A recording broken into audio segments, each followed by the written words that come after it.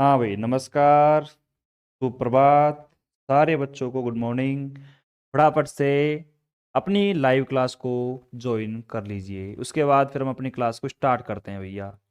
और आपके लिए एक स्पेशल प्लान है, आपकी क्लासेस के लिए। और जो आपकी क्लासेस चल रही हैं किस किस की, आपकी कैलकुलस की और डिस्क्रीट मैथमेटिक्स का एक छोटा सा प्लान मैं लेके आया हूँ। लेकिन उससे पहले थोड़ा सा हम एडजस्ट करते हैं। डिस्क्रीट मैथमेटिक्स की बुक कहाँ है उसको देखते हैं भैया। आ जाओ। और आज हम एक ऐसा टॉपिक पढ़ने जा रहे हैं, बहुत ही ज़्यादा इम्पोर्टेंट टॉपिक है। आपको भी पता है और मुझे भी पता है। टॉपिक है अपना आविष्टि अपवर्जन सिद्धांत। ठीक है।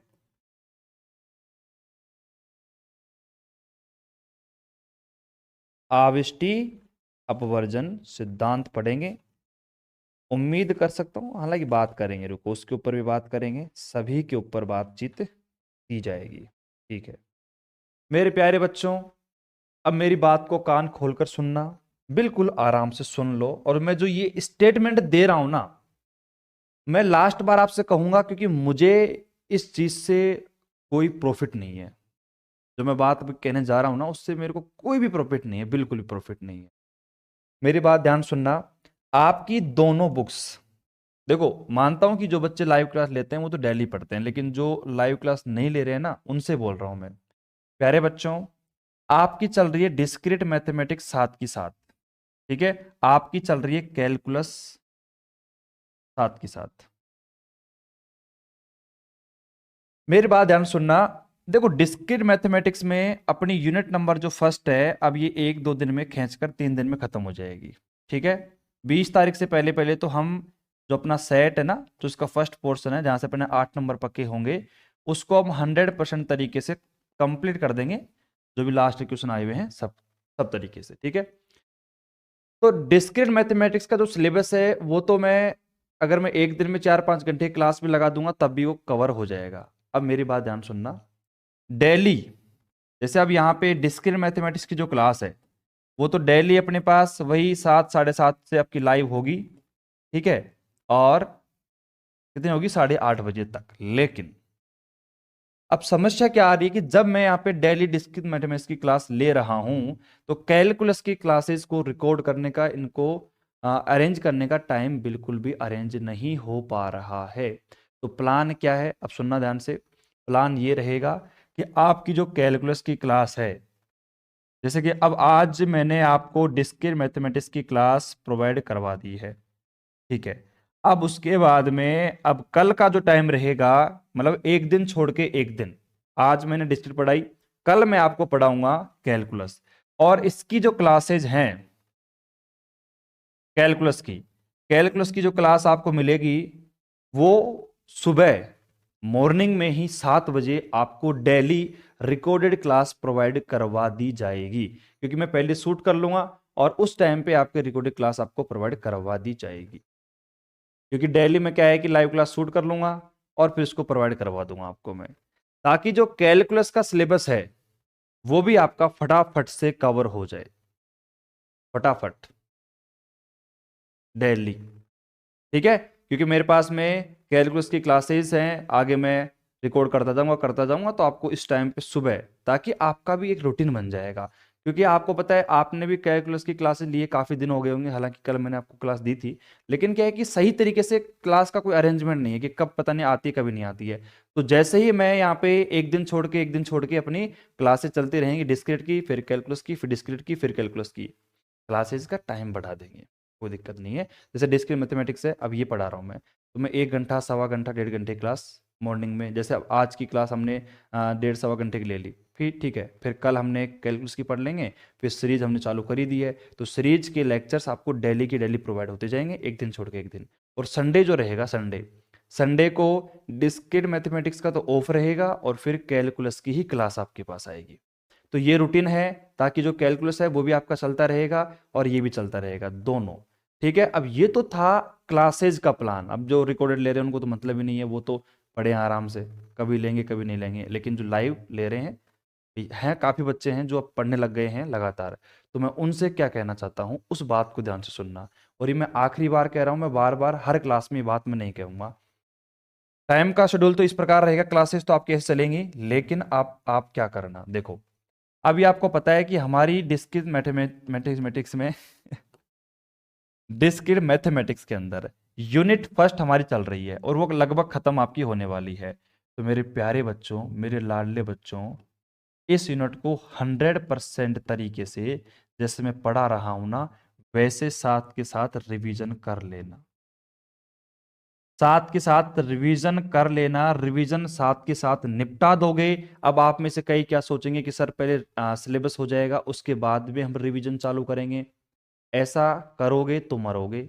मैं पहले भी कह रहा हूं आपसे, साथ की साथ पढ़ो, क्योंकि हम साफ सी बात है बहुत कम पढ़ रहे हैं, तो जो कम पढ़ रहे हैं ना उसको साथ के साथ पढ़ लेना, क्या फर्क पड़ता है यार।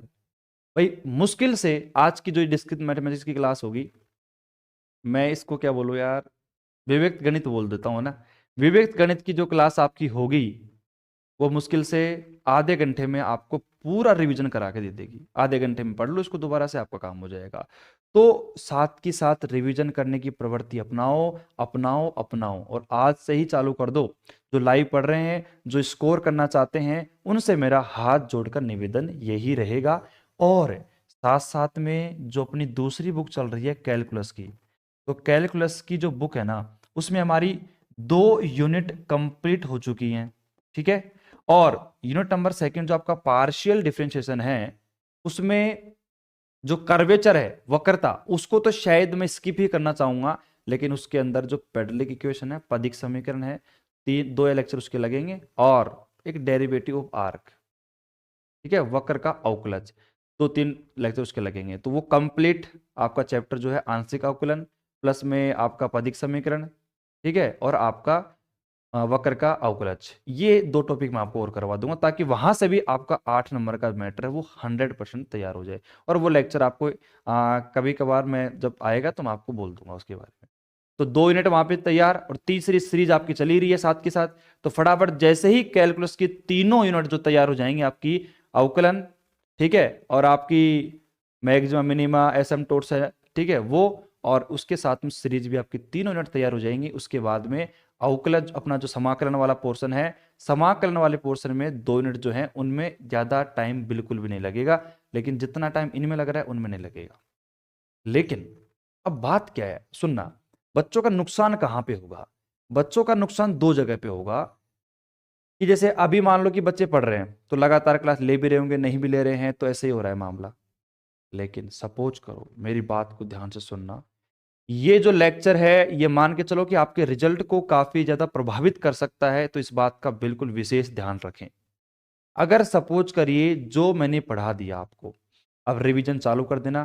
कैलकुलस में जो मैंने पढ़ा दिया, सोचो दिसंबर खत्म होने से पहले पहले कैलकुलस की दोनों यूनिटों का रिवीजन आपने कर दिया, शानदार तरीके से रिवीजन कर दिया, क्योंकि अभी तो पढ़ा है आपने यार, ताजा ताजा पढ़ा है आपने। अभी अभी जो यूनिट नंबर 3 है वो तो अभी पढ़ी आपने, और सेकंड को थोड़ा टाइम हो गया, तो सेकंड का रिवीजन कर लेना फटाफट से। 3 या 4 दिन के अंदर आपकी सेकंड यूनिट का रिवीजन हो जाएगा, 2 या 3 दिन के अंदर आपकी थर्ड का हो जाएगा। इनका रिवीजन करके रख दो, रिवीजन करके रखो मत हो, हाँ डेली के डेली एक एक या 2 क्वेश्चंस करते रहो, पार्शियल डिफरेंशिएशन के भी और यूनिट नंबर 3 के भी, तो आपकी टच में रहेंगे। दोनों का रिवीजन करके परफेक्ट रखो, मतलब पीछे से कुछ भी पूछ ले बता दो, और साथ के साथ सीरीज चल रही है। तो इससे फायदा क्या होगा कि जैसे ही आपकी कैलकुलस खत्म होगी, सपोज करो मकर संक्रांति तक खत्म होती है, कभी भी मान लो खत्म होती है, तो जैसे ही खत्म होगी ना, आपकी पूरी कैलकुलस आपके हाथ में होगी, आपको रिवीजन करने की आवश्यकता नहीं पड़ेगी। क्योंकि अब फिर रिवीजन करने की आवश्यकता कब पड़ेगी, जब एग्जाम हमारी आएगी ना, तभी करेंगे रिवीजन। क्योंकि आपने क्या है कि उसको काफी बार पढ़ लिया है, उसका रिवीजन कर लिया, साथ के साथ पढ़ रहे हो, तो दिक्कत नहीं आएगी आपको बिल्कुल भी। तो इससे फायदा ये होगा। अब कई बच्चे की जो मतलब क्या आता है कि सोच उल्टी होती है, वो सोचे पहले सिलेबस करवा देंगे सर, फिर उसके बाद में पढ़ना चालू करेंगे। गलती मत करना भैया, हम कितना भी स्लो चलें, कितना भी क्या करें, क्योंकि इसमें प्रॉफिट क्या है बच्चे का, सपोज दैट सिलेबस आपका थोड़ा लेट भी होता है, तो क्या फर्क पड़ता है यार, सिलेबस चाहे कितना भी लेट हो, आपकी कैलकुलस एग्जाम तक ही हो, क्या फर्क पड़ता है, क्योंकि हम रिवीजन साथ की साथ कर रहे हैं ना, हर एक चीज को साथ के साथ पढ़ रहे हैं। तो कैलकुलस जैसे खत्म होगी 5 दिन बाद एग्जाम ले लो, हम तो दे देंगे एग्जाम, क्योंकि हमने तो पूरी कैलकुलस को साथ के साथ पढ़ रखा है। पूरी कैलकुलस उठा के पूछ लो हमसे, कोई दिक्कत नहीं है। इस प्रवृत्ति को अपना लेना तो फायदे में रहोगे, इस बात का बिल्कुल विशेष तौर पर ध्यान रखना। जो बच्चे मेरे साथ टच में हैं, डेली लाइव क्लास लेते हैं, डेली पढ़ते हैं, वो इस बात को आज से ही, अभी से ही अप्लाई करना स्टार्ट कर देना। और डिस्क्रीट मैथमेटिक्स को भी साथ साथ पढ़ते रहना। जैसे ही डिस्क्रीट मैथमेटिक्स अपनी मकर संक्रांति से पहले खत्म हो जाएगी, 100% इस बात की गारंटी है, क्योंकि इसमें ज्यादा कुछ पोर्शन नहीं है। जैसे अभी नंबर ये मेरे पास में फर्स्ट है, फिर उसके बाद में अपने सेकंड करवा देंगे, थर्ड करवा देंगे, फोर्थ करवा देंगे, फिफ्थ करवा देंगे, क्योंकि इनमें ज़्यादा टाइम लगेगा यार। ट्री है, ठीक है, बूलियन अलजेब्रा है, और आपका ऑपरेशंस हैं, तो उनमें ज़्यादा टाइम लगेगा नहीं। एक बार समझोगे मज़ा आ जाएगा। 1-1.5 घंटे क्लास होती रहेगी, गैप के अंदर तो हो जाएगा। और कैलकुलस में सीरीज जो चालू मैंने करी है ना, तो उसकी भी मैं ये मान लो कि लगातार जो क्लासेज हैं, संडे को भी और डेली, ये मान के चलो कि बीच में कोई गैप आपको नहीं मिलेगा। एक दिन छोड़ के, एक दिन छोड़ के आपको क्लासेज, एक बार डिस्क्रीट की, फिर कैलकुलस की, फिर डिस्क्रीट की, फिर कैलकुलस की मिलती जाएगी। और गैप मैं इसलिए दे रहा हूं ताकि रिवीजन कर सकूं। आप ये मत सोचना कि मैंने क्लास ले ली और मैं फ्री हो गया, नहीं। आपको उस क्लास का 1 घंटे, आधे घंटे बैठ के पीछे का भी रिवीजन करना है और उसका भी रिवीजन करना है। मेरे से बाद मत बोलना कि सर आपने अच्छे तरीके से गाइड नहीं किया और फिर हमारे नंबर नहीं आए, क्योंकि आपको पता है सिलेबस लेंथी है, सिलेबस बहुत बड़ा है। इस सिलेबस को स्मार्ट तरीके से ही कवर किया जा सकता है, और कोई तरीका नहीं है इस चीज का। मैथमेटिक्स में मेहनत करना चालू कर दीजिए आज से ही, अभी से ही, ठीक है। और मैंने पूरा रास्ता बता दिया आपको कि हमारे पास में देखो, अब अगर सपोज करो जिसको पूरे में से पूरे नंबर चाहिए और मेरे द्वारा, तो आपसे बात है अपने कंटेंट में तो इस प्रकार प्रोवाइड करवा रहे हैं कि पूरा पेपर अपने नोट्स में से आएगा, लेकिन इस बात का ध्यान रखना, सुनना मेरी बात। आपने कैलकुलस को पूरी पढ़ ली, डिस्क्रीट को पूरा पढ़ लिया, फिर जैसे ही मकर संक्रांति के बाद अपना ये जो पेपर अपना कौन सा है, डिस्क्रीट वाला, खत्म हो जाएगा, उसके बाद हम चालू कर देंगे 3D को। तो जैसे 3D चालू करेंगे, तो 3D चालू करने के साथ साथ उसको भी साथ के साथ पढ़ते जाना। तो डिस्क्रीट तैयार है, कैलकुलस आपकी तैयार रहेगी, और जैसे 3D खत्म होगी, उसके 15 दिन 20 दिन बाद आपकी एग्जाम होगी, तुरंत तीनों को पढ़ के आप एग्जाम दिया ना। और एग्जाम टाइम पे शानदार रिवीजन जो मैं वो करवाऊंगा, तो भैया उसके लिए तो आप तैयार रहना। लेकिन उसके लिए तभी तैयार रहोगे जब आपने पूरा मैटर पीछे का पढ़ा हुआ होगा तब। नहीं तो फिर क्या है कि एग्जाम टाइम में केवल रिवीजन करने बैठोगे ना, तो समझ में नहीं आया कि करे क्या, क्योंकि कैलकुलस में प्रैक्टिस करने का इतना बड़ा पोर्शन है। आप प्रैक्टिस करोगे, एक सवाल करोगे दूसरा भूल जाओगे, एक करोगे दूसरा भूल जाओगे। आप सोचोगे कि मैं करूँ क्या यार, मैं तो कंफ्यूज हो गया, मैंने प्रैक्टिस पहले करी नहीं और अब मैं क्या करूँ। प्रैक्टिस चालू कर देना, कैलकुलस की बहुत घातक बुक है वो। लगने में बहुत सिंपल है, समझ में सब कुछ आएगा, लेकिन प्रैक्टिस नहीं करी ना सवालों की, वो बुक आपको लेके बैठ जाएगी। और फिर ये मान के चलो कि एक बार फेल हो गए ना आप, एक बार फेल हो गए, तो भैया फिर पास होना मुश्किल है। क्योंकि यूनिवर्सिटी जो है ना, इस बार कचरा साफ करने वाली है। ये लाइन तो मैं शुरुआत से बोलता आ रहा हूँ। 2023 में लगभग 90% बच्चे फेल होंगे फर्स्ट ईयर के अंदर, इस बात का ध्यान रखना। अब आप उसके अंदर हो 90% के अंदर या नहीं हो, आप खुद चेक कर लो, ठीक है। सबसे पहले पासिंग मैटर तैयार करो। कैलकुलस में पासिंग मैटर तैयार हो चुका है, 2 यूनिट मैंने करवा दिए, दोनों को पढ़ लोगे पास हो जाओगे आप। तो पहले उनको पढ़ो।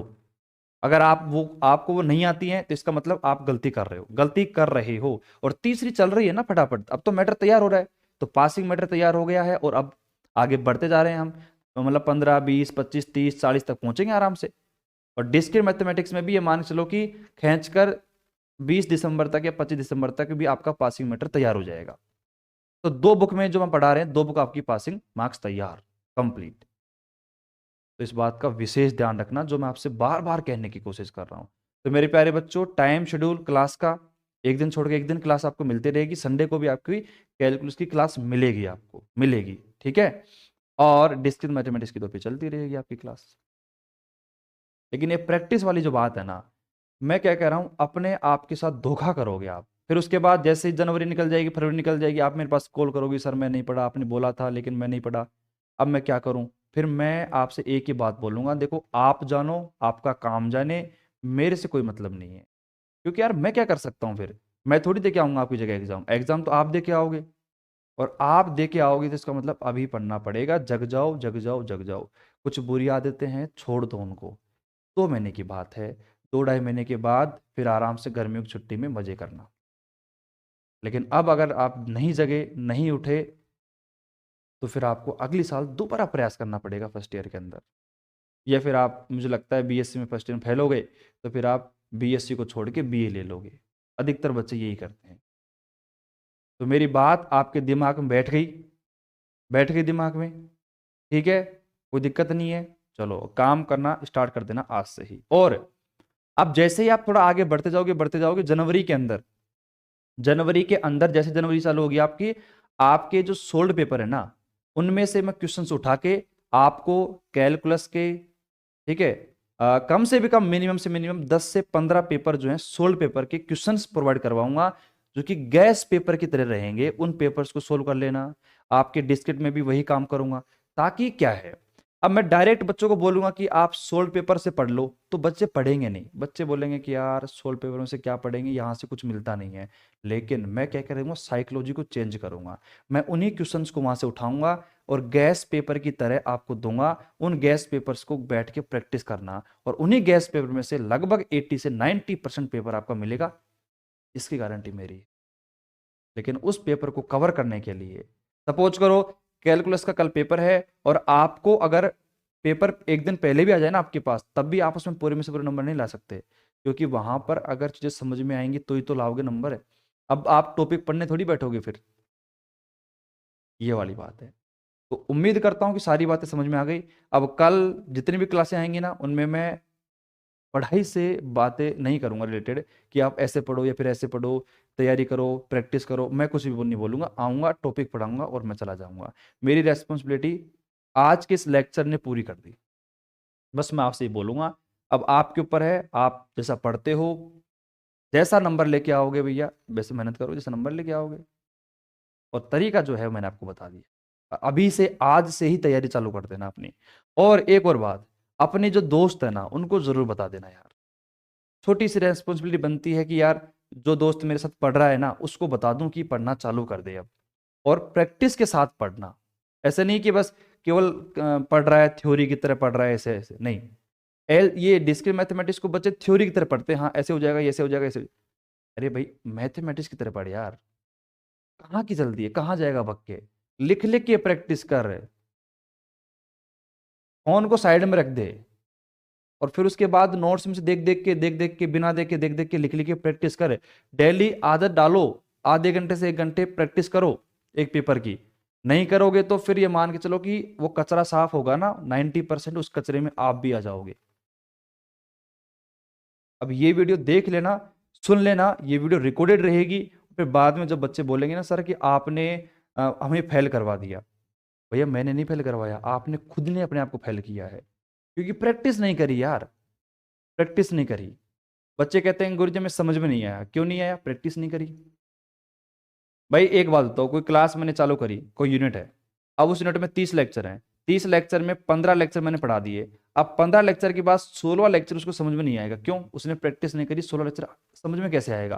पीछे का लॉजिक काम में आएगा, तो लॉजिक याद नहीं है तो आगे के लेक्चर कैसे समझ में आएंगे? और वो बच्चा मेरे पास कॉल करके क्या बोलता है, गुरुजी मेरे को समझ में कम आ रहा है, ये समझ में नहीं आ रहा। अरे तो पहले का तो पढ़े। फिर कॉल कट कर देते हैं। जैसे ही मैं पीछे का पूछने लग जाता हूं ना कि इसमें क्या है क्या नहीं था, आपने क्या पढ़ा, तो बच्चा कॉल कट कर देता है। क्या मतलब इसका? मतलब मैं अपना काम प्रॉपर तरीके से कर रहा हूं, लेकिन आप अपनी रेस्पॉन्सिबिलिटी को सही तरीके से नहीं फॉलो कर रहे हो। इस बात का विशेष ध्यान रखना। ये वीडियो सबूत रहेगा इस चीज का कि मैंने आपको गाइड किया था दिसंबर के अंदर ही। दिसंबर आधा है अभी, आधे दिसंबर में आपको मैंने गाइड किया था। प्रॉपर मैंने बता दिया था कि रिवीजन कर लो, पढ़ लो, तो पास हो जाओगे, अच्छी परसेंटेज बना लोगे। नहीं तो फिर आपको फेल का सामना करना पड़ेगा, मतलब करना ही पड़ेगा। इस बात का विशेष तौर पर ध्यान रखिए। बात क्लियर है ना? समझ गए आप? तो जो मैं पढ़ा रहा हूं उसको साथ के साथ लपेट दो, लपेट दो। आज मैं पढ़ाऊंगा अविष्टेय प्रवर्जन सिद्धांत, तो लपेट दो साथ के साथ। और फिर कल अपनी कैलकुलस की क्लास होगी सीरीज के अंदर, सीरीज को साथ के साथ लपेट दो, खत्म। और पीछे भी आधे आधे घंटे बैठ के फटाफट डिस्केट को पढ़ दो, अब डिस्क्रीट में तो पढ़ाया क्या है, फटाफट रिवीजन हो जाएगा। और अपना जो कैलकुलस है उसमें थोड़ा टाइम लगेगा, 2-5 दिन के अंदर, या फिर जो 10 दिन का जो गैप बचा है दिसंबर में, ये दिसंबर में कैलकुलस आपके माइंड में सेट हो जाएगी, डिस्क्रीट भी साथ के चलती रहेगी, मजा आ जाएगा। मैथ में जो भी पढ़ा है सब कुछ अपन ने पढ़ रखा है, सब कुछ कंप्लीट, और साथ के साथ पढ़ते रहो, आगे चलते जाओ चलते जाओ चलते जाओ, दिक्कत ही नहीं आएगी आपको। आप कहोगे गुरुजी इतने सिंपल तरीके से हमने 40 में से 40 नंबर कैलकुलस में भी आ गए, डिस्क्रीट में भी आ गए, और 3D में भी आ गए, पता ही नहीं चला कब आ गए नंबर। हमने तो क्या करा, डेली आपकी क्लास ली थी, आधा घंटा रिविजन करते थे और मौज करते थे पूरे दिन भर। डेली 4 से 5 घंटे पढ़ते थे और पूरे दिन भर मौज करते थे, फिर भी 40 में 40 मैथ में आए हैं। क्यों? रेगुलरिटी से। रेगुलरिटी है, डेली प्रैक्टिस करनी तो करनी है। खाना खाना है, जिस दिन प्रैक्टिस मत करो उस दिन खाना भी मत खाओ, अपने आप प्रैक्टिस करना चालू कर दोगे। सोच लो कि जिस दिन प्रैक्टिस नहीं करी ना मैंने मैथमेटिक्स की और क्लास नहीं ली, उस दिन मैं खाना भी नहीं खाऊंगा। खाना तभी खाऊंगा जब मैं क्लास लूंगा। कुछ स्टेटमेंट अपने आप से बोल दो, और फिर जब एक बार चक्री चल जाएगी ना, भैया घूम जाएगा एक बार, तो फिर घूमता ही रहेगा वो, फिर रुकेगा नहीं, फिर वो स्पीड पकड़ लेगा। क्लियर? तो जितने भी हैं सारे मोटिवेट हो जाओ थोड़ा सा, और पढ़ने के लिए थोड़ा सा उत्तेजित हो जाओ। और कुछ भी पूछना है मेरे से कि सर मैं इस प्रकार, मैं इस दुविधा में हूं, मैं ऐसे हूं, तो कुछ पूछना है तो पूछ लो मेरे से, और उसका सोल्यूशन निकाल के फेंक दो उसको बाहर। कई कह रहे हैं मैं जीडी की तैयारी कर रहा हूँ, मैं एसएससी की कर रहा हूँ। ईमानदारी की बात है, अगर आप तैयारी कर ही रहे हो ना तो तैयारी करना, नहीं तो छोड़ दो अभी के अभी। नहीं तो ये 15 दिन 1 महीने का जो टाइम है ये वेस्ट कर दोगे, और एसएससी जीडी में भी नहीं होगा, कुछ में भी नहीं होगा, और आप दोनों तरीके से लटक जाओगे। कर क्या रहे हो फिर? आप कुछ नहीं कर रहे, घर वालों ने भेज रखा है, तैयारी कर रहे हैं। तैयारी क्या कर रहे, घूम रहे हैं हम तो, पूरे दिन भर तो मोबाइल में लगे हुए हैं, शॉर्ट देख रहे हैं देख रहे हैं देख रहे हैं, और फिर बाद में टेंशन ले रहे हैं दिमाग में कि यार जीडी की एग्जाम आ रही है, बीएससी भी पढ़नी है, क्या पढ़े? अरे तो पढ़ोगे तभी तो काम होगा ना, इसको देखने से थोड़ी होगा सारा काम। आप देख रहे हो देख रहे हो देख रहे हो, और फिर बोल रहे हो यार एग्जाम भी आ रही है हमारी। ठीक है? तो उम्मीद करता हूं कि सब कुछ समझ में आया होगा जो मैंने आपको बोला, क्योंकि सारी बातें जो हैं वो ऐसे तो है नहीं कि मैंने कोई अलग से बोली है, सारी बातें वही बोली हैं जो आपको पता है। ठीक है? लेकिन मैंने थोड़ा बता दिया कि टाइम का अभाव है, टाइम के साथ चलोगे मजा आ जाएगा। ठीक है? चलो, तो आपके मन में भी कोई शंका उनका है तो पूछ लीजिएगा मेरे से। ठीक है? नहीं तो फिर बाद में कॉल करके पूछ सकते हो यार, अपने पास कॉलिंग सुविधा भी अवेलेबल है, कॉलिंग भी कर सकते हो आप मेरे से। ठीक है? दोनों चौधरी कह रहे हैं कि सर हाँ सॉल्यूशन, और प्लीज़ एम्पलीट्यूड क्लासेज, हमारी फिजिक्स की क्लासेज होती हैं सर, टाइम चेंज कर दो। नहीं सर नेट। अब देखो टाइम चेंज की बात बताऊं आपको मैं, यार एक बात बताओ, फिजिक्स की क्लास होती है मतलब मैथ की क्लास का कोई महत्व ही नहीं है क्या यार? भाई फिजिक्स की क्लास होती है इसका मतलब मैथ की क्लास, अब आप उनसे बोलो जाके कि हमारी मैथ की क्लास होती है इस टाइम पे, टाइम चेंज कर दो, तो आप बोलोगे सर वो चेंज नहीं कर सकते, तो मैं भी नहीं कर सकता। कोई वो बात नहीं हुई कि सर इसका टाइम चेंज कर दो। रिकॉर्डेड आ रही है ना आपके पास में, क्या समस्या है? रिकॉर्डेड तो रहेगी आपके पास, तो रिकॉर्डेड है तो फिर टेंशन किस बात की है? ठीक है? चलो, तो मेरे प्यारे बच्चों अब यहां पे हम आगे चलते हैं, अब मेरी बात को सुनना। अब देखो, हम हमारी यूनिट नंबर जो फर्स्ट है उसको पढ़ रहे थे, और जिसका नाम बहुत ही प्यारा है, सेट समुच्चय। देखो, मैंने सेट समुच्चय के सवाल करवा दिए, गणितीय आगमन सिद्धांत के मैंने सारे सवाल करवा दिए जो एग्जाम में आ सकते हैं और आएंगे, और मैंने उन्हीं सवालों को छोड़ा है जिनको आप कर सकते हो। भैया जो मैंने करवा दिया ना आपको, कम से कम 8-10 सवाल मैंने करवा दिए थे, तो उन 8-10 सवालों को ढंग से कर लोगे समझ के, तो बाकी के जो एक्सरसाइज की मैंने फोटो भेजी थी आपको, उन सभी सवालों को कर सकते हो, आप कर सकते हो, और करना चाहो तो कर लेना, नहीं करो तो आपकी इच्छा है। क्योंकि जो मैंने सवाल करवाए ना उन्हीं में से 4 नंबर का सवाल आपको गणितीय आगमन सिद्धांत का देखने को मिल जाएगा। संख्या चेंज हो सकती है लेकिन कॉन्सेप्ट चेंज नहीं होगा, इस बात का विशेष तौर पर ध्यान रखना। ठीक है?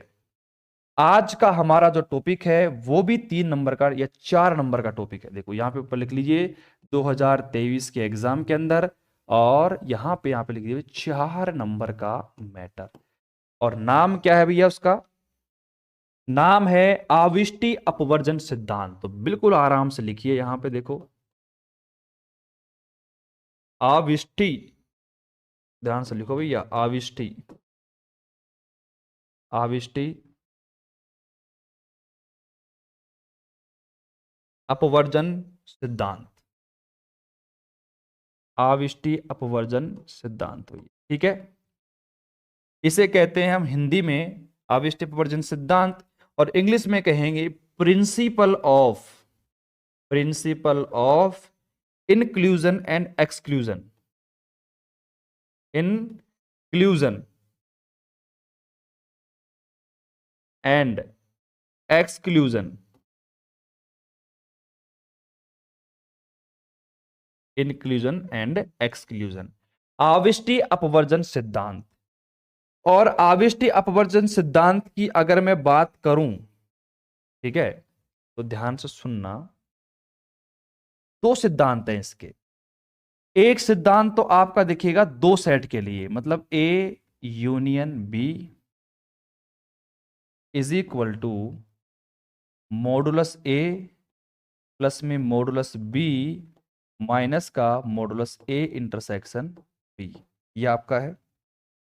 और एक हमारे पास में दूसरा फॉर्मूला आता है जो कि सबसे बड़ा फॉर्मूला है, A intersection B intersection C, मेरे पास तीन एलिमेंट हैं, is equal to mod A plus mod B plus में मोड सी। फिर माइनस करो आप यहां पे, मतलब ए इंटरसेक्शन सी, ठीक है, माइनस करो बी इंटरसेक्शन सी, फिर माइनस करो सी इंटरसेक्शन, माइनस करो सी इंटरसेक्शन ए, और फिर जोड़ दो। फिर आपको जोड़ना पड़ेगा लास्ट में, और वो जोड़ना पड़ेगा भैया तीनों का, A intersection B intersection C. Tension किस बात की ले रहे हो? टेंशन ले रहे हो आप किस चीज की? टेंशन बिल्कुल मत लो, ठीक है, काम करोगे तो टेंशन दूर होगी। और ये सवाल मैंने लिखा है, इसकी टेंशन मत लेना, क्योंकि ये तो बाएं हाथ का खेल है हमारा, ठीक है। अब मेरी बात को बिल्कुल कान खोलकर सुनना, आविष्टि अपवर्जन सिद्धांत, ठीक है, लिख दिया मैंने सामने। अब अपनी एक क्लास में बैठा अच्छा बच्चा है यार, राहुल नाम का, वो क्या कह रहा है कि सर एक बात बताइए, आविष्टि अपवर्जन सिद्धांत की जरूरत क्यों पड़ी? तो यार अच्छे अच्छे टीचर घबरा जाते हैं इस सवाल को सुन के, क्यों? क्योंकि यार आविष्टि अपवर्जन सिद्धांत क्या होता है वो तो सबको पता है। देखो ये मेरे पास में आविष्टि अपवर्जन सिद्धांत है, principal of inclusion and exclusion, ठीक है। और इसके अंदर ये दो फॉर्मूले होते हैं, दो एलिमेंट के लिए ये फॉर्मूला हो गया और तीन एलिमेंट के लिए ये फॉर्मूला हो गया। तो ये तो चलो ठीक है, मान लिया आपकी बात, लेकिन बच्चे ने सवाल क्या पूछा मेरे से कि सर एक बात बताओ, इसकी जरूरत क्यों पड़ी, इसकी जरूरत क्यों पड़ी? तो दिमाग खराब। बताओ कितनी बड़ी बात बताई उसने, इसकी जरूरत क्यों पड़ी? अब सुनना ध्यान से, ठीक है यार, अब बच्चों को बताना पड़ेगा, सवाल तो सवाल होता है, ठीक है। तो अब यहां पे हमारा पहला सवाल, देखो पढ़ाने का तरीका है ना सबका सेम होता है, लेकिन हमारा तरीका थोड़ा अलग है। क्वेश्चन, प्यारे बच्चों, आपसे कोई टीचर पूछे, आपका कोई दोस्त पूछे कि principal of inclusion and exclusion की रिक्वायरमेंट क्यों पड़ी, तो आपका जो आंसर है वो ये होना चाहिए। ध्यान सुनना, देखो पहली बात तो आप यहां पे दो चीजों को समझो। एक मेरे पास में जैसे कि आपका सेट ए है, ठीक है। अब इस सेट ए में मैंने एलिमेंट लिए 1, 2, 3, ठीक है। एक मेरे पास में दूसरा सेट ले लिया मैंने, और उसमें एलिमेंट कितने मेरे पास में 4, 5, 6, ठीक है। कहने का मतलब है कि मेरे पास में सेट ए और सेट बी एक दूसरे से असंयुक्त सेट हैं, मतलब डिसजॉइंट सेट हैं। अब आप क्या कहोगे कि सर डिसजॉइंट सेट क्या होता है? What is the disjoint set? असंयुक्त समुच्चय क्या होता है? प्यारे बच्चों, एक ऐसा समुच्चय है जिनमें देखो, अब यहां पे ए और बी को देखो, 1, 2, 3, 4, 5, 6, तो दोनों सेटों के अंदर कोई भी एलिमेंट कॉमन नहीं है, तो ऐसे सेट को कहते हैं हम डिसजॉइंट सेट।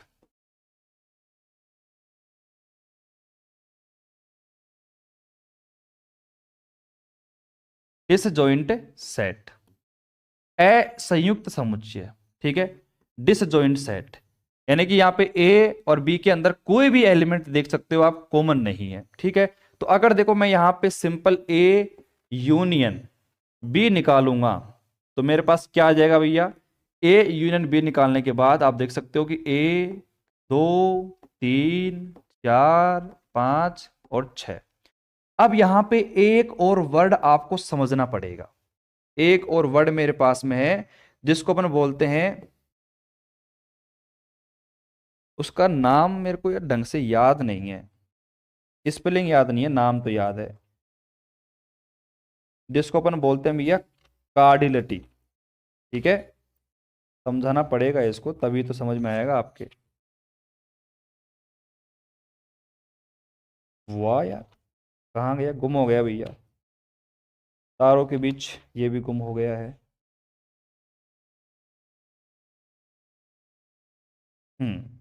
ये है, ये वर्ड है, इसको समझो ध्यान से, ये बहुत काम का वर्ड है, ठीक है। देखो जब जिस चीज की जरूरत पड़ेगी ना उस चीज को समझाएंगे। कई बच्चे सोच रहे होंगे कि सर आपने इसको स्किप कर दिया, अरे हमने क्यों कर दिया यार, जब जिस चीज की रिक्वायरमेंट पड़ेगी वहां पे पढ़ लेंगे। देखो मेरे पास में एक वर्ड आता है जिसको हम बोलते हैं कार्डिनलिटी, देखो CARD, स्पेलिंग देख लेना भैया, CARDINALITY,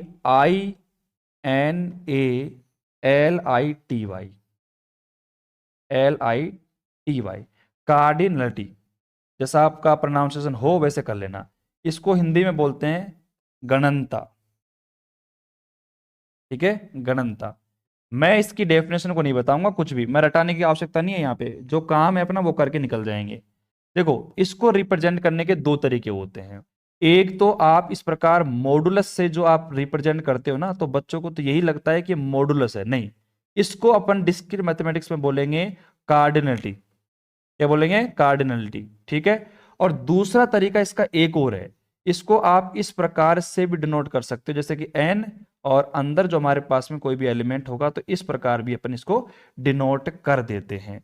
तो जनरली जो मेथड अपन यूज करते हैं लगभग 90% तो अधिकतर अपन यही यूज करते हैं, बाकी दोनों जो सिंबल हैं वो किसके हैं, कार्डिनलिटी के सिंबल हैं। समझ में आ गई ना बात आपको, अरे आगे का समझ में आया हो, वो दिक्कत, चलो। तो ये वर्ड था जो कि आपको थोड़ा परेशान करता, लेकिन हमने परेशान आपको करवाया ही नहीं, ठीक है। तो यहां पर आप देख सकते हो कि मॉडुलस मेरे पास में और मॉडुलस मेरे पास में 90% मेरे पास में इसी का यूज करते हैं, इसे कहते हैं अपन गणनता, कार्डिनलिटी कहते हैं, ठीक है। अब मेरी बात को ध्यान सुनना, अगर मैं यहां पे इससे ए और बी की कार्डिनलिटी निकालूं, जैसे मैंने यहां पे कहा कि अगर मैं सिंपल ए की गणनता निकालता हूं, कार्डिनलिटी निकालता हूं, तो गणनता का मतलब क्या होता है, कार्डिनलिटी का मतलब क्या होता है कि इसके अंदर जो भी सेट आपको दिख रहा है ना उसको पर्सनल लिख दो। जैसे कि मैंने कहा कि हमारे पास 1 प्लस ये हमारे पास 2 प्लस मेरे पास 3 मेरे पास में है, ठीक है। या फिर आप ये भी कह सकते हो मेरे पास यहां पर कितने एलिमेंट हैं, कार्डिनलिटी ए के अंदर कितने एलिमेंट है, हमारे पास 3 एलिमेंट है, और यहां पर हमारे पास में कार्डिनलिटी बी के अंदर कितने एलिमेंट हैं, वो भी कितने एलिमेंट हैं, 3 एलिमेंट है। तो आप देख सकते हो कि अगर मैं यहां पे कार्डिनलिटी ए यूनियन बी निकालूंगा तो 3 और 3 कितने आएंगे, 6 आ जाएंगे मेरे पास, ठीक है। और यहां पर आप इसका पर्सनल भी निकालना चाहो, कार्डिनलिटी ए यूनियन बी, तो आपको पता है एक एक एलिमेंट 1 2 3 4 5 6 अलग अलग लिख दोगे, तो अलग अलग लिखोगे तो कितने एलिमेंट आएंगे, 6 एलिमेंट आएंगे। तो कहने का मतलब क्या है, मेरी बात को पकड़ने की कोशिश करना है कि मैं कहाँ लॉजिक को कहाँ ले जाने की कोशिश करूंगा। मैंने आपको सबसे पहले क्या कहा कि हमने इंक्लूजन और एक्सक्लूजन नियम को क्यों एक्सेप्ट किया, क्यों यूज कर रहे हैं, उसका उसका कारण मिल रहा है यहां पे आपको। देखो आपके पास सेट ए है, सेट बी है, दोनों आप देख सकते हो कि डिसजॉइंट सेट हैं, दोनों अलग अलग हैं, ए के अंदर एलिमेंट अलग है, बी के अंदर एलिमेंट अलग है, ठीक है। अब मैंने कहा कि अगर मैंने कार्डिनलिटी निकाली ए की तो कितने एलिमेंट है, यहाँ पे 3 एलिमेंट हैं, बी की मैंने कार्डिनलिटी निकाली, कितनी है हमारे पास, 3 एलिमेंट हैं। तो अगर मैं यहाँ पे इस हिसाब से देखूं तो मॉडुलस, मॉडुलस बोल दो यार इसको ना, बाकी इसका मतलब क्या है, कार्डिनलिटी है, गणनता है, इसका ध्यान रखना भैया, कहीं आप मॉडुलस मॉडुलस करने लग जाओ किसी टीचर के सामने और वो आपकी बेइज्जती कर देगा। तो बेइज्जती उसमें आपकी भी होगी और मेरी भी होगी, ठीक है। तो यहाँ पे ए यूनियन बी की जो कार्डिनलिटी है वो कितनी हो जाएगी, मेरे पास 6 हो जाएगी। और पर्सनल आपने निकाल के भी देखा यार, मेरे पास ए यूनियन बी के अंदर देखो 1 2 3 4 5 6 एलिमेंट आ रहे हैं, इसका मतलब इसकी जो कार्डिनलिटी है वो 6 ही है। तो इस एग्जाम्पल के माध्यम से क्या समझ में आया, इस एग्जाम्पल के माध्यम से समझ में आया कि नॉर्मली ए यूनियन बी का मतलब होता है कि जितने भी उसमें एलिमेंट हैं 1 2 3 4 5 6, तो वहां पे हमने 6 लिख दिया, ठीक है। तो यहां पर इंक्लूजन एक्सक्लूजन नियम की कोई भी रिक्वायरमेंट महसूस नहीं हुई जब आपके सेट ए और बी दोनों अलग अलग हैं, दोनों कैसे हैं, डिसजॉइंट है, असंयुक्त हैं। लेकिन लोचा कहां पे हो गया, लोचा तो यहां पे हो गया जब हमने क्या देखा कि मेरे पास एक तो सेट ए है और एक मेरे पास में सेट बी है। ए के अंदर एलिमेंट मान लो 1 2 3 और बी के अंदर एलिमेंट कितने हैं भैया, बी के अंदर एलिमेंट है मेरे पास में 3 4 5। अब देखो मैंने अगर कार्डिनलिटी ए निकाली तो कितनी आई, यहां पे देखो मेरे पास में आई है यहां पे, भाई पर्सनल लिख दो एक, तो कितने आ गए मेरे पास 3, यानी कि 3 एलिमेंट मेरे पास में है। और कार्डिनलिटी आप बी निकालोगे ना तो मेरे पास वहां पर भी 3 आएगी, भाई 3 एलिमेंट इसके अंदर है। तो अगर मैं यहां पे इस हिसाब से देखूं तो कार्डिनलिटी ए यूनियन बी जो आपके पास आनी चाहिए वो 6 आनी चाहिए, ये तो कहता है रूल। लेकिन हुआ क्या कि जब मैंने यहाँ पे ए का और बी का यूनियन किया, देखो सिंपल ए यूनियन बी मैंने किया तो देखो 1 2, अब देखो 3 है ना, अब 3 जो एलिमेंट है वो भैया कहाँ कहाँ पे आ रहा है, ए में भी आ रहा है और बी के अंदर भी आ रहा है। तो भैया साफ सी बात है, सेट का नियम होता है, समुच्चय का नियम होता है कि उसके अंदर अवयव रिपीट नहीं करना चाहिए, एलिमेंट दोबारा नहीं आना चाहिए। तो कहने का मतलब है कि 1 2 3 और मेरे पास 4 और 5। अब मैंने पर्सनली इसकी अगर मैंने कार्डिनलिटी निकालने की कोशिश करी ए यूनियन बी की, तो आप देख सकते हो कि मेरे पास कितनी आएगी, 1 2 3 4 5। अब यहां पर दिक्कत पड़ गई ना, अब क्या करें, अब इस जगह पे क्या करेंगे, इस जगह पे आके तो फंस गए हम। अब क्या करें, अब हमें किस नियम की आवश्यकता पड़ेगी, अब हम क्या करें, कहां जाएं, किस कोने में बैठे भैया। क्योंकि अब आप देखो हमने पर्सनली जब कार्डिनलिटी निकाली, गणनता निकाली, तो हमारे पास वैल्यू 6 आई। लेकिन जैसे ही मैंने यहाँ पे पर्सनल ए और बी का यूनियन किया और फिर मैंने कार्डिनलिटी निकाली, मेरे पास 5 ही आई है, 5 ही आई है।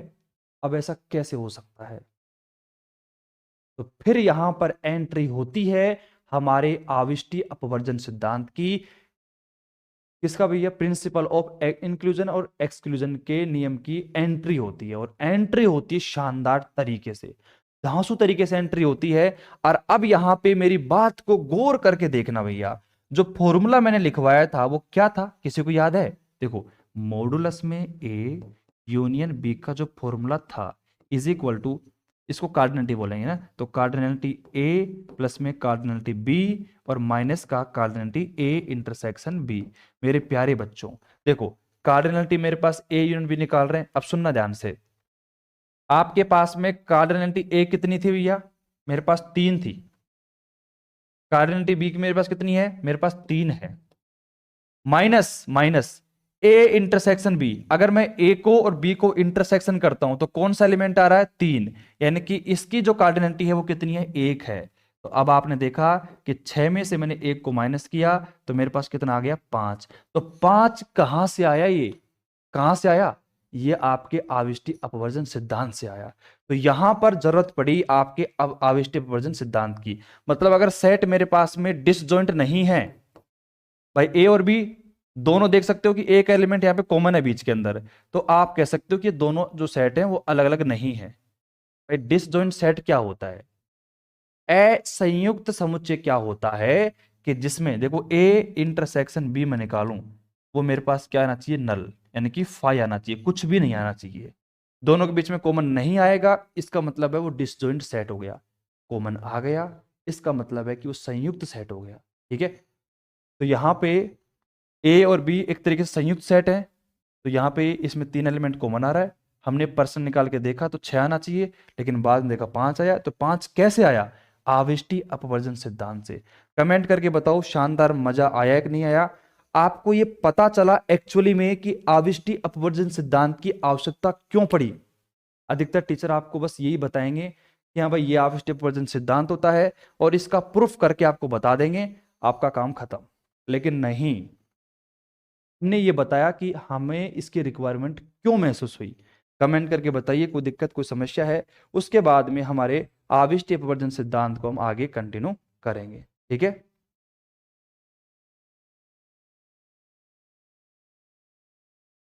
हाँ भाई, और प्रदीप सैनी कह रहे हैं कि सर कॉपी में उतारने के लिए नोट्स भेजोगे या फिर हम उतारें। देखो ये काम करते हैं, आज आपको यहां तक की जो पीडीएफ है वो क्या है कि मैंने देखो पीडीएफ अपलोड नहीं करी यार, माफी चाहेंगे उसके लिए। मेरे पास पीडीएफ बनी हुई रखी है और ये जो यहाँ तक की जो क्लास है ना उसकी पीडीएफ मैंने बना ली है, तो उसको मैं अपलोड कर दूंगा।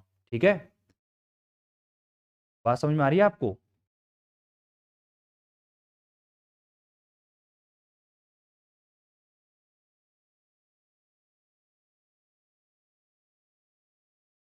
तो कमेंट करो सारे बच्चे कि यहां तक जो मैंने बताया आपको इसमें किसी भी प्रकार का कोई डाउट है और कॉन्सेप्ट को सीखने में शानदार मजा आया या नहीं आया।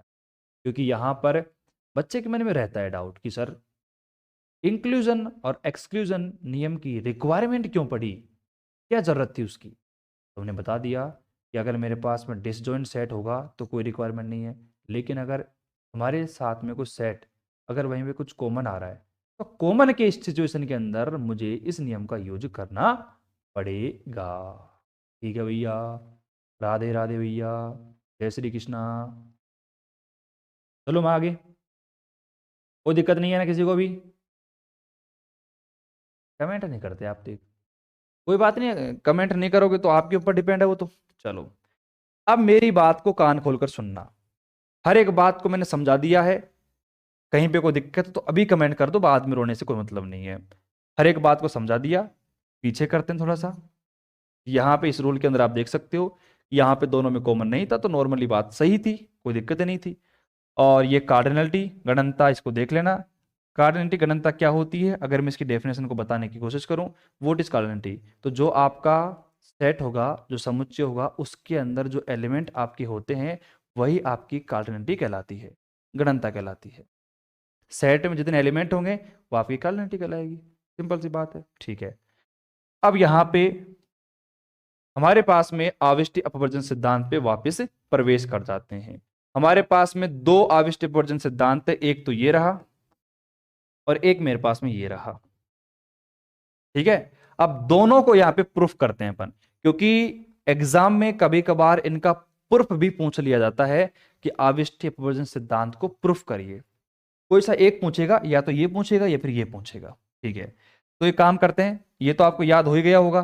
ठीक है, और नीचे वाला भी आपको याद करवा दूंगा, एक ही मिनट में आपका याद हो जाएगा। देखो हमारे पास तीन है, ए बी सी, तो भैया तीनों पहले जोड़ दो, पर्सनल सबके ऊपर कार्डिनलिटी लगा के इनको जोड़ दो। ठीक है, उसके बाद में ए और intersection B, A intersection C और बी इंटरसेक्शन सी। आप देख लो भाई, ए को सी के साथ में, बी को सी के साथ में और सी को ए के साथ में, बात तो बराबर ही है। इन तीनों को माइनस कर देना, तो तीन तो इंटरसेक्शन हो गए और तीन यहाँ पे जोड़ दिए। फिर उसके बाद में जो पूरा आता है A intersection B intersection C, उसको यहाँ पे जोड़ दीजिए आप। ठीक है, लेकिन आपने गलत लिखा है, आपको पता हो तो, अगर आपने फोकस किया हो तो हमने इसको गलत लिख दिया। यहाँ पे इंटरसेक्शन नहीं आएगा, यहाँ पर यूनियन आएगा, A union B union C आएगा। ठीक है, इंटरसेक्शन तो फिर वहां लिख दिया ना अपन ने, यहाँ पे आएगा A union B union C आएगा ये। ठीक है, ये नियम होता है, वहां पे गलत लिखा हुआ था। चलो, तो किसी प्रकार की कोई समस्या है, थोड़ा जोश लेके आओ अंदर यार पढ़ने का, थोड़ा जुनून थोड़ा जोश होना चाहिए पढ़ने के लिए। पढ़ाई बोरिंग लगती है सभी को यार, मुझे पता है आज के ज़माने में जब आपके पास स्मार्टफोन हो, बढ़िया इंस्टाग्राम चल रहा हो उसके अंदर, तो फिर पढ़ाई करना कौन चाहेगा। लेकिन यार मजबूरी है ना, पढ़ाई करना ज़रूरी है। मैंने आपको एक दिन बताया था कि एजुकेशन जो है ना, वो किसी भी फील्ड में करो आप, लेकिन एजुकेशन करनी पड़ेगी। अगर आप एक गेमर बनना चाहते हो, आप व्लॉगर बनना चाहते हो, आप मोटिवेशन स्पीकर बनना चाहते हो, एक टीचर बनना चाहते हो, एक कुछ भी बनना चाहते हो, बिजनेस खोलना चाहते हो, आपको वहाँ पे एजुकेशन लगेगी। बिना शिक्षा के आप आगे नहीं बढ़ सकते आज के ज़माने में। ये सिंपल सी बात आप सीख लो, ठीक है। चलो मेरे प्यारे बच्चों, हम अब स्टार्ट करते हैं हमारा पहला प्रूफ। मात्र 1 मिनट में इसका प्रूफ आपके सामने होगा, देखना ध्यान से। अब यहां पे हम थोड़ा गौर करेंगे और पहला जो हमारा प्रूफ है उसको देखेंगे ध्यान से। पहला, ठीक है, आप ऊपर लिख दीजिए कि जो मेरे को प्रूफ करना है, जो मेरे को सिद्ध करना है, वो मेरे पास में क्या हो जाएगा, ये हो जाएगा मेरे पास में cardinality A union B is equal to cardinality A plus में कार्डिनलिटी बी, और माइनस करेंगे कार्डिनलिटी ए इंटरसेक्शन बी को माइनस करेंगे। देखो सबसे पहले तो हम क्या करेंगे, इसका एक प्यारा सा डायग्राम बनाएंगे, ठीक है। प्यारा सा सीधा सा सिंपल सा इसका एक डायग्राम बनाएंगे। डायग्राम बनेगा कुछ अच्छी तरीके से। देखो हमारे पास में एक अच्छा फीचर है तो उससे हम डायग्राम बनाते हैं। आ जाओ भाई, देखो ये मेरे पास में एक डायग्राम बनेगा, ये देखो, ठीक है। अब यहाँ पे पेन जो थोड़ा बारीक कर रखा है शायद अपन ने, ना, तो इसको मोटा कर दो यार, फिर देखते हैं कितना बड़ा बनता है। इसको एक बार मिटा देते हैं अपन, इसको, इस वाले को, ये लो। अब यहाँ पे बनाते हैं एक बार, देखो कितना बड़ा बनता है। और भाई साहब ये तो कुछ ज़्यादा बड़ा बन गया यार। हाँ अब तो अच्छा बन गया ना, काफ़ी बड़ा बन गया, ठीक है। अब इसके अंदर यहाँ पे एक हमारे पास में सेट आएगा, ये बाहर निकल गया, कोई बात नहीं, छोटा बना देते हैं। एक तो हमारे पास ये आ जाएगा और एक आ जाएगा हमारे पास में ये। डिजिटल बोर्ड आने के बाद में पढ़ाने का मजा ही कुछ और है यार। अब देखना भैया ध्यान से, मेरे प्यारे बच्चों एक बात बताइए, ये आपका सेट ए है। अरे भैया पेन तो छोटा कर लो अब, नहीं तो इतना बड़ा पेन तो भैया।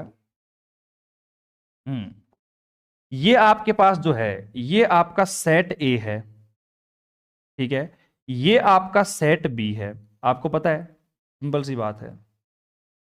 और ये जो बीच का एरिया है, अगर मैं इसको बताने की कोशिश करूं तो सबको पता है कि ये जो बीच का एरिया आपका है, इसे क्या कहते हैं। इस रंगारोहण कार्यक्रम को मैं उठा देता हूं और इसकी जगह जो अपन को लिखना चाहिए ना यहाँ पे, वो लिख देता हूं मैं ना।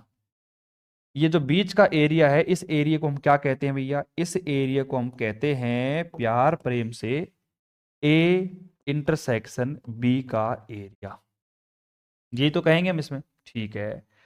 तो अब यहां पे एक बात ध्यान से सुनना, कान खोलकर सुनने की कोशिश करना भैया, आपके जो कान है उनको खुले रखना, सही सही रहेगा, कान खुले रखोगे तो। अब ये मेरे पास डायग्राम आपको दिख रहा है, साफ सी बात है। और इसके अंदर अपना जो यूनिवर्सल वाला जो डायग्राम है उसको लिख देना ऊपर, नहीं तो वो नाराज हो जाएगा। मेरे प्यारे बच्चों ये आपका ए सेट है, ये आपका बी सेट है, ये आपका ए इंटरसेक्शन बी है, ठीक है। अब मेरी बात को ध्यान सुनना, मुझे एक बात बताओ, जैसे कि आपका ये हमारे पास में ए है कंप्लीट, ये सेट है, ठीक है। अब इस ए सेट के अंदर अगर मैं बात करूं तो आपका जो बी है, आपका जो बी है वो कंप्लीटली यहां पे बी आपका प्रेजेंट नहीं हो सकता है, ठीक है। लेकिन एक काम कर सकते हैं अपन, अगर एक छोटे सा फॉर्म में हम लिखना चाहें, जो मैं लिख रहा हूं उसको बिल्कुल ध्यान से देखना, सोचना और फिर बोलना कि सर ये आपने कैसे लिख दिया।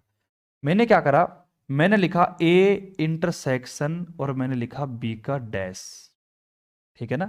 फिर मैंने लिखा यहां पर ए डैश इंटरसेक्शन बी मेरे पास में, ये मैंने 3 बातें लिखी यहां पे। अगर आप इनको सोचो समझोगे ध्यान से तो लिख सकते हो बहुत कुछ। यहां पे ध्यान देना भैया, डायग्राम समझ में आ गया, खेल कर दोगे 1 ही मिनट में इसका पूरा आंसर आपके सामने होगा। बट पहली बात समझो डायग्राम को, आप ध्यान से डायग्राम को समझोगे मजा आ जाएगा, ठीक है। डायग्राम को ध्यान से समझो, कोई दिक्कत किसी प्रकार की अगर किसी को है तो आप मुझे कमेंट कर से बता सकते हो भैया। क्लास बीच में अटक रही है क्या यार? हाँ भाई, क्लास बीच में अटक रही है।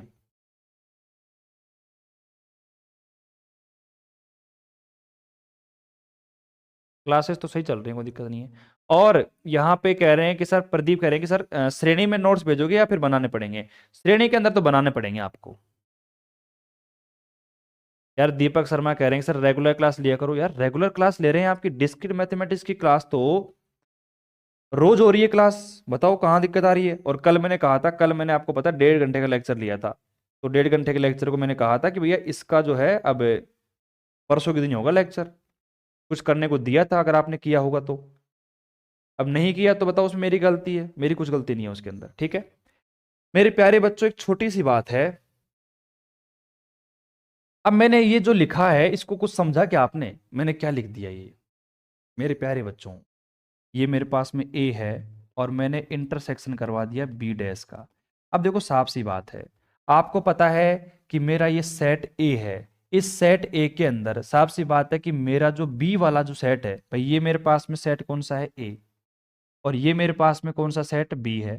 अब मुझे एक बात बताओ, ये मेरा सेट ए है, इसके अंदर बी का कुछ ना कुछ पार्ट तो है ना यहाँ पे। तो मैंने क्या कहा कि वो part A intersection B dash का है।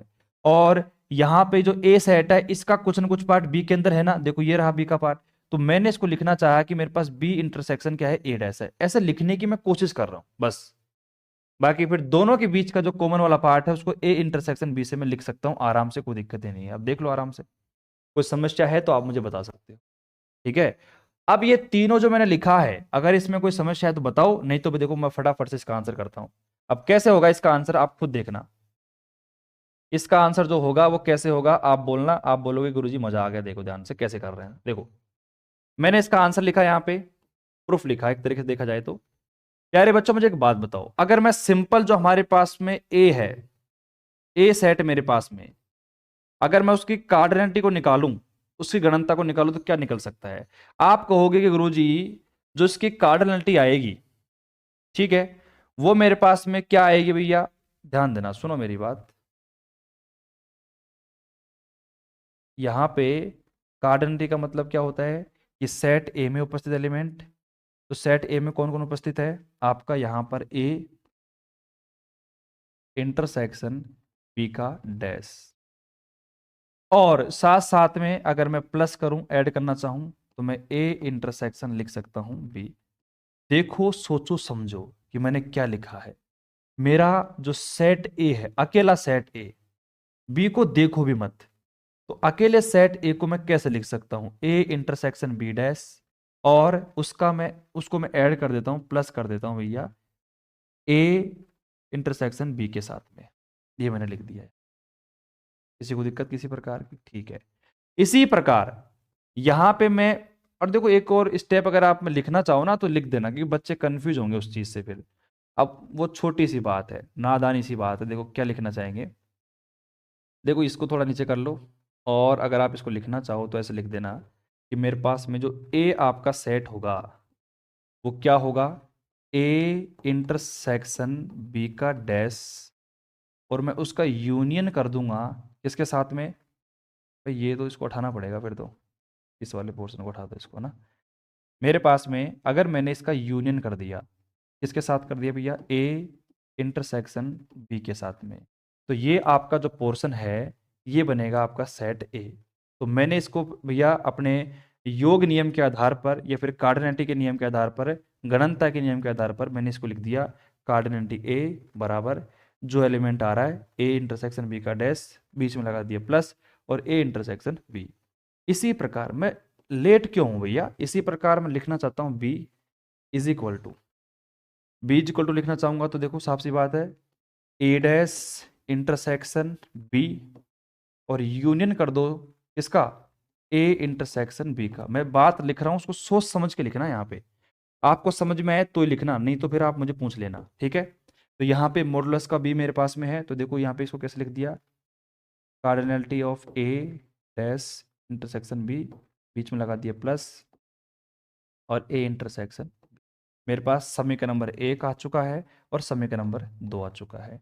मतलब मैंने सेट ए को निकाला और सेट बी को निकाला, सेट ए की कार्डिनलिटी निकाली और सेट बी की कार्डिनलिटी को मैंने निकाल दिया है।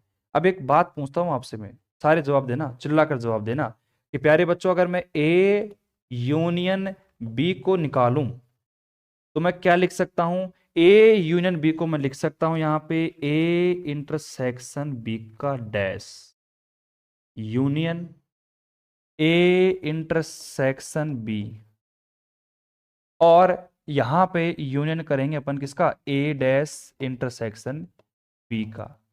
ये मैं लिख सकता हूं, ए यूनियन बी को लिख सकता हूं या नहीं लिख सकता, आप खुद मुझे बताओ। ठीक है, और अगर ये लिख सकता हूं तो इसकी जो कार्डिनलिटी होगी, यानी कि मॉडुलस में ए यूनियन बी जो होगी, उसको हम कैसे लिख सकते हैं, कार्डिनलिटी ए इंटरसेक्शन बी का डैश प्लस में कार्डिनलिटी ए इंटरसेक्शन बी, और कार्डिनलिटी ए हमारे पास में डैश इंटरसेक्शन बी। समीकरण नंबर 3 मैंने इसको नाम दे दिया है। कमेंट करके बताओ आप फटाफट मेरे को कि मैंने जो लिखा है आपके सामने वो आपके दिमाग में बैठा या फिर हवा की तरह ऊपर निकल गया। कमेंट करके आप मुझे बता सकते हो, अगर आपकी इच्छा है, प्रचंड इच्छा है तो। नहीं तो भैया जय श्री श्याम। हालांकि मुझे बताने की कोई आवश्यकता तो नहीं पड़नी चाहिए, देख लो आप एक बार।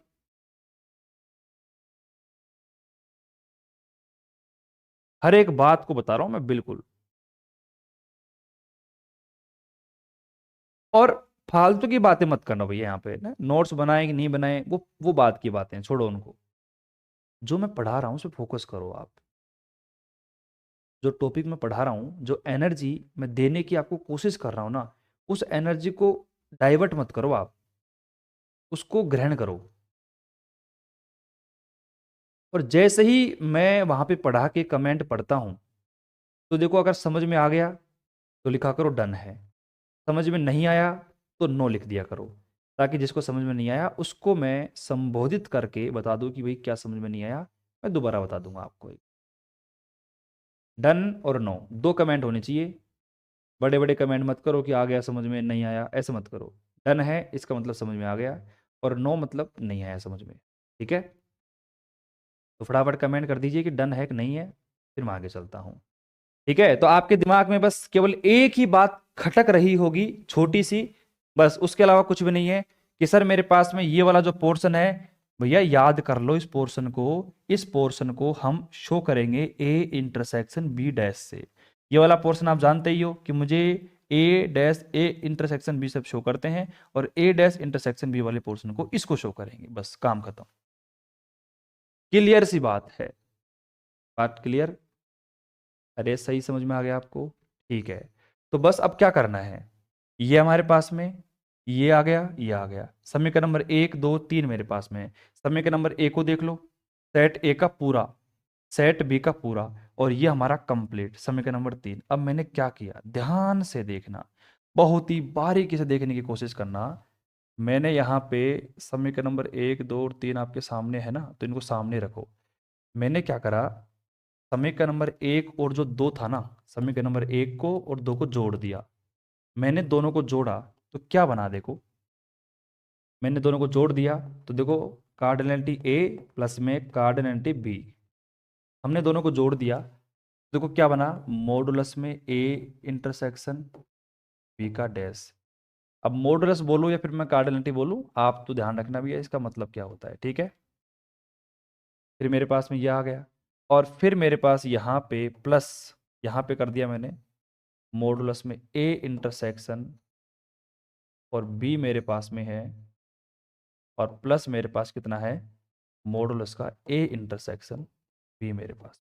ठीक है, अब एक काम करो, आप अगर समीकरण नंबर 3 को देखोगे ध्यान से, इक्वेशन थर्ड, तो यहां पे लिख दो कोने में इक्वेशन 3 से। अब इक्वेशन 3 को देखो आप एक बार, इक्वेशन 3 में कौन कौन सी वैल्यू आ रही है, देखो ए इंटरसेक्शन बी डैश कहाँ है, ये रही, ए डैश इंटरसेक्शन बी, ए डैश इंटरसेक्शन बी, और एक और आ रही है ए इंटरसेक्शन बी, ये 3 वैल्यू आ रही हैं। इन तीनों वैल्यू की जगह मैं पुट कर सकता हूं ए यूनियन बी को, चुपचाप कर दो, किसी से भी पूछने की आवश्यकता क्यों है भैया, ठीक है, चुपचाप पुट करने का काम होना चाहिए, बस फटाफट से कर दो। तो मैंने यहाँ पे चुपचाप क्या किया, बराबर में पूरी की जगह पुट कर दिया A union B, cardinality A union B, और अपने पास प्लस कितना है, कार्डिनलिटी ए इंटरसेक्शन बी। आपको मान किसका चाहिए था, इसका मान चाहिए था, तो निकाल लो फटाफट से। तो यहाँ पे कार्डिनलिटी ए यूनियन बी मेरे पास में है, इज इक्वल टू, अरे ये क्या कर दिया, कार्डिनलिटी ए यूनियन बी, ये बराबर हो जाएगा। देखो अब यहाँ पे साफ सी बात है कि ये एलिमेंट मेरे पास में है, इसको तो यहीं रहने दो, इसको इधर भेज दो। तो देखो कार्डिनलिटी ए कार्डिनलिटी बी माइनस का कार्डिनलिटी ए इंटरसेक्शन बी, और यही फॉर्मूला आपको लेके आना था, यही फॉर्मूला आपको प्रूफ करना था, पूरा कंप्लीट। देख लो आराम से आप, कहीं पर कोई समस्या मेरे हिसाब से नहीं होगी 1% भी। तो मेरे प्यारे बच्चों, हम इसको दोबारा से समझाते हैं भैया, अभी तो हमने केवल ट्रेलर बताया है आपको, अभी पिक्चर पूरी बाकी है। देखो इसको ऊपर करते हैं हम और थोड़ा छोटा कर लेते हैं ना, इतना काफी है। मेरे प्यारे रसगुल्लों, हमने क्या किया, एक वेन डायग्राम लिया और वेन डायग्राम के अंदर हमने दो सेट लिए, एक तो ए और एक आपका बी। मैंने ए को बना दिया, मैंने बी को बना दिया। अब अभी तक हमने जो सीखा है उसके हिसाब से हमने ये सीख लिया था कि अगर ए और बी का जो कॉमन पार्ट होता है, बीच वाला पार्ट, उसे कहते हैं हम ए इंटरसेक्शन बी से डिनोट करते हैं। लेकिन आपने अभी तक ये नहीं सीखा था कि इस वाले पार्ट को हम कैसे डिनोट करें। तो मैं आपको बता रहा हूं, इस वाले पार्ट को डिनोट करेंगे ए इंटरसेक्शन बी डैश से, और इस वाले पार्ट को डिवाइड करेंगे ए डैश इंटरसेक्शन बी डैश से। बात समझ में आएगी ना आपको, आ गई बात समझ में? ठीक है। अब यहां पे सेट ए को अगर मैं लिखना चाहूं तो मैं लिख सकता हूं कि भैया इसका जोड़ और इसका जोड़ मिलकर पूरा सेट ए बना रहा है। आपको डायग्राम में दिख भी रहा है। सेट बी जो है वो भी इसी प्रकार बन रहा है, आप देख सकते हो वहां पे। फिर हमने क्या करा, हमने पूरे मतलब ए और बी दोनों सेट का यूनियन कर दिया, उसकी कार्डिनलिटी निकाली। तो देखो ये एलिमेंट है इसमें, ये भी है और ये भी है, तीनों को हमने जोड़ दिया, समीकरण नंबर 3 मेरे पास। फिर हमने क्या करा, समीकरण नंबर 1 और जो 2 मेरे पास में थे उनको आपस में मैंने जोड़ दिया। जैसे ही मैंने उनको आपस में जोड़ा, तो जोड़ने के बाद देखो ये 4 एलिमेंट मेरे पास में है। इन चारों में से 3 एलिमेंट की जो वैल्यू है वो उठा के समीकरण नंबर 3 से मैं रख सकता हूँ, कितनी, ए यूनियन बी, प्लस में हमारे पास क्या बच गया, ए इंटरसेक्शन बी। इसको आप इधर भेज दोगे तो मेरे पास में वही वैल्यू आ जाएगी जो आपको निकालनी थी। ए यूनियन बी बराबर मॉडुलस का ए प्लस मॉडुलस का बी माइनस का मॉडुलस का ए इंटरसेक्शन बी। मॉडुलस मैं केवल इसलिए बोल रहा हूँ ताकि आपको समझ में आ जाए। ठीक है भाई, कार्डिनलिटी वर्ड जो है ना थोड़ा सा डिफिकल्ट लगता है मेरे को, इसलिए बाकी उसको बोलना तो वही है। अगर किसी टीचर के सामने बोल रहे हो या फिर किसी बच्चे को समझा रहे हो आप, तब आपको कार्डिनलिटी वर्ड ही यूज करना पड़ेगा 100%।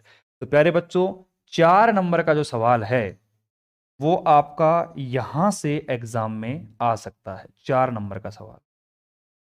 ठीक है।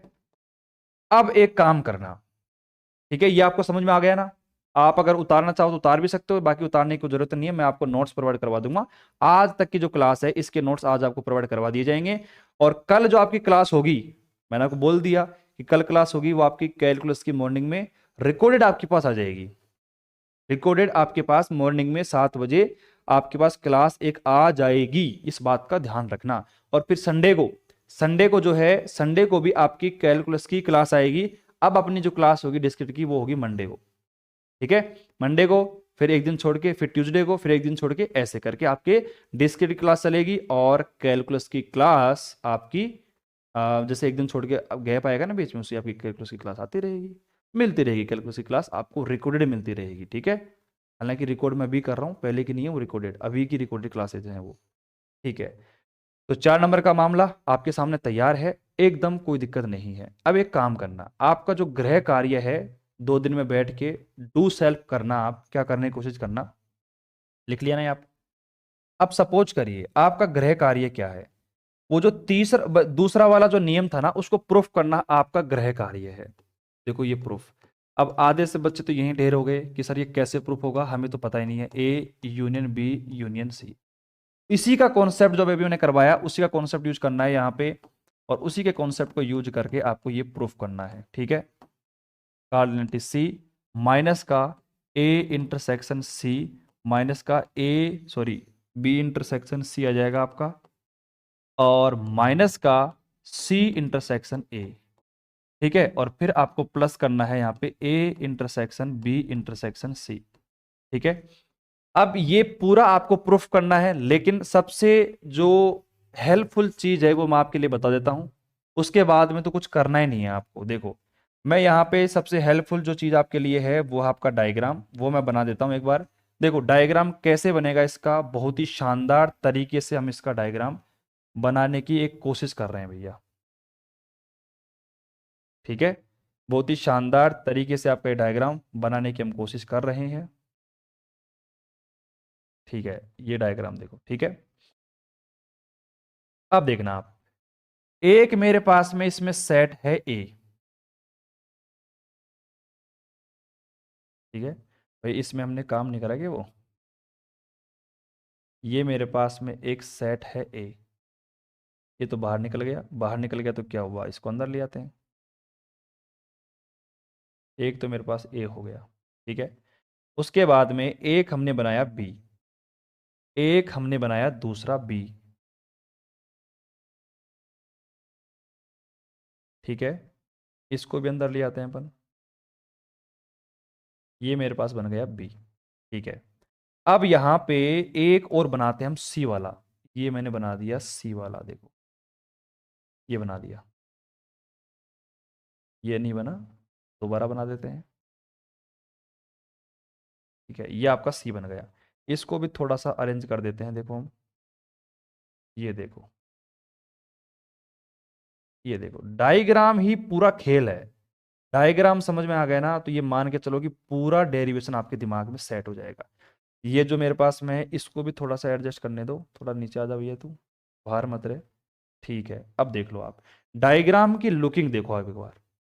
डायग्राम की लुकिंग एकदम एक नंबर है, शानदार डायग्राम बना है। चलो मेरे प्यारे बच्चों, एक छोटी सी बात मुझे बताओ, छोटी सी बात, इसको आप लिख देना कि ये मेरे पास में यूनिवर्सल है, तो इतना बड़ा ही काफी है, फिर बाकी मैं इसको छोटा कर लेता हूं। ठीक है, अब देखो एक बात बताना, ये मेरा सेट कौन सा है, आप कहोगे गुरुजी ये सेट मेरा ए है, ये जो मेरा सेट है ये मेरा बी है, और ये जो मेरा सेट है ये मेरा सेट सी है। देखो मतलब तीनों का जो कॉमन पार्ट है वो कॉमन पार्ट है ये वाला, जो मैं टिपकी टिपकी कर रहा हूं ना, ये देखो।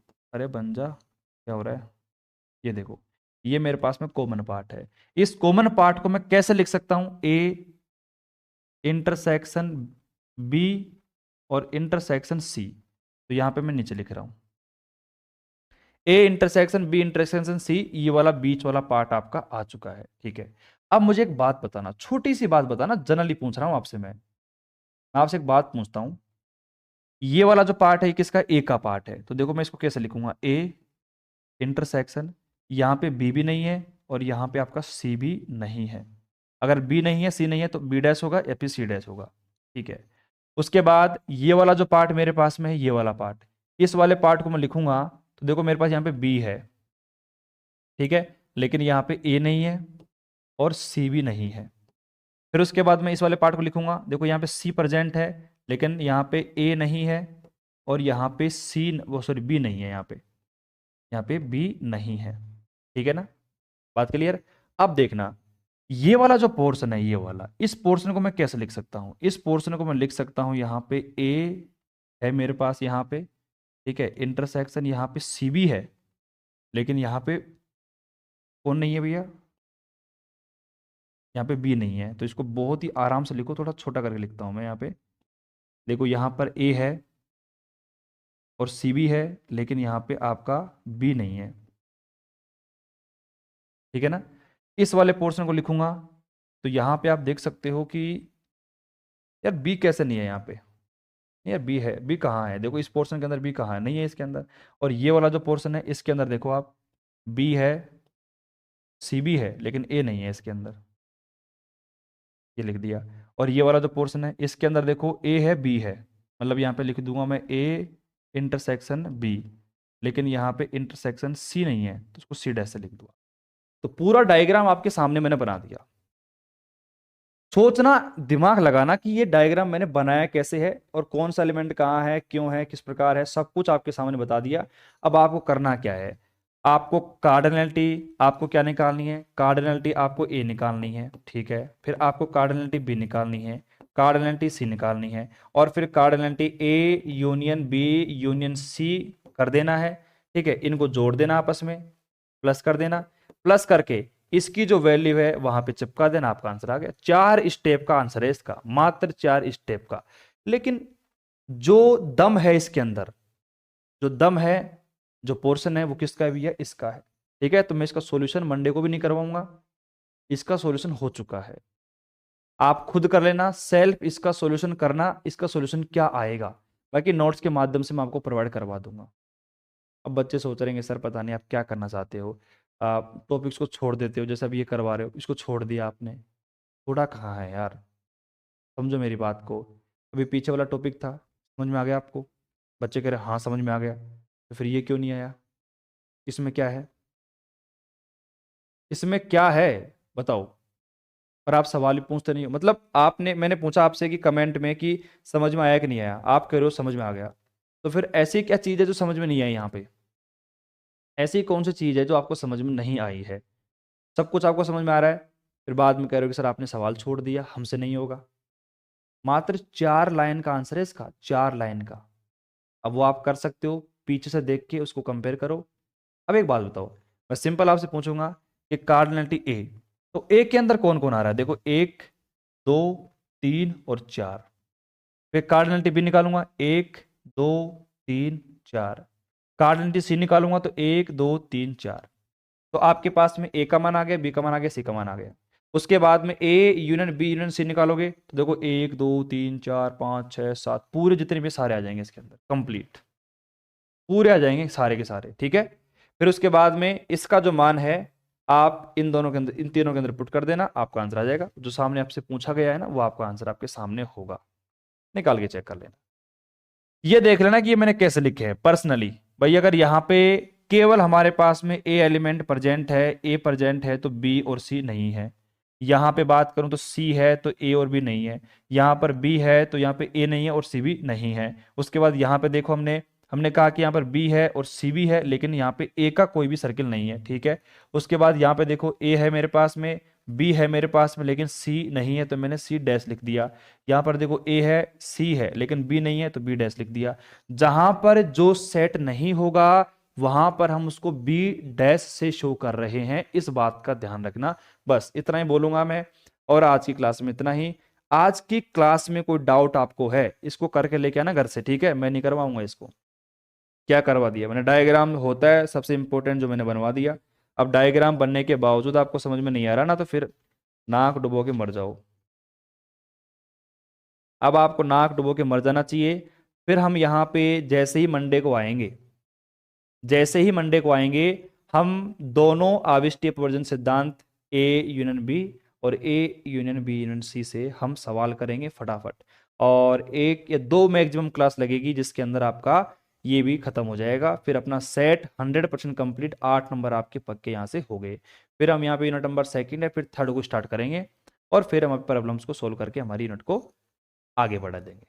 ठीक है, रिलेशंस फंक्शन जो हमारे पास में है, रिलेशन को, संबंध को अभी हम छोड़ेंगे, क्योंकि अगर उसको पढ़ने लग गए तो फिर वापस से 15-20 दिन वहां पे खराब हो जाएंगे। तो अभी हमने 8 मार्क्स यहाँ पे तैयार करे, फिर हम सेकंड पढ़ेंगे, फिर थर्ड पढ़ेंगे, फोर्थ पढ़ेंगे, ठीक है। फिर उसके बाद में एंड ऑफ डे हम देखेंगे कि हमारे पास टाइम अगर बच रहा है तो फिर रिलेशन फंक्शन को भी हम पढ़ लेंगे। लेकिन पहले जो चीज़ मैंने उसको कवर करते हैं, फिर हमारे मार्क्स से पक्के करते हुए हम चलते हैं। बात क्लियर? तो कमेंट करो भैया, कमेंट के भूखे हम तो, कमेंट के लिए बैठे हम तो, ठीक है। किसी को दिक्कत है तो बताइए। चलो भाई, नवीन कह रहे हैं कि डन है, प्रदीप कह रहे हैं कि सर नो, प्रदीप कह रहे हैं कि सर, अरे भैया नो का मतलब है नो प्रॉब्लम है, या फिर समझ में नहीं आया? प्रदीप कह रहे सर समझ में नहीं आया है, तो यार फिर ये तो डाउट प्रॉब्लम वाली बात हो गई। एक काम करा करो, वही लिख लिया करो, नो प्रॉब्लम ही लिखा करो यार। नो प्रॉब्लम है, डाउट है, इसी तरह के लिखा करो, नहीं तो डन है और नो में तो फिर बच्चे कंफ्यूज हैं। अब प्रदीप करेंगे सर नो, इसका मतलब मैं समझ सकता हूँ कि नो प्रॉब्लम है। नवीन करेंगे डन है, तो डन का मतलब सही है, कोई दिक्कत नहीं है, ठीक है। तो कर दो भैया कमेंट, कोई समझ में नहीं कर लोगे ना इसको आराम से, अब आगे कर लेना। आगे नहीं होता है तो मैं आपको सॉल्यूशन प्रोवाइड करवा दूंगा, डायग्राम आपकी समझ में आ जाना चाहिए, डायग्राम ही समझ में आ जाए ना, तो फिर अपना पूरा काम आसानी से हो सकता है, बिना किसी दिक्कत के, बिना किसी रुकावट के, ठीक है ना? बात क्लियर? चलो, आज के लिए इतना ही। उम्मीद करता हूँ आज की क्लास से आपने बहुत कुछ सीखा होगा, और समझा होगा। अगर आप अपने जीवन में इसको अप्लाई करना चाहते हो तो कर सकते हो, लेकिन अब आपके ऊपर डिपेंड करता है वो करोगे या नहीं करोगे यार। ठीक है ना? चलो भैया।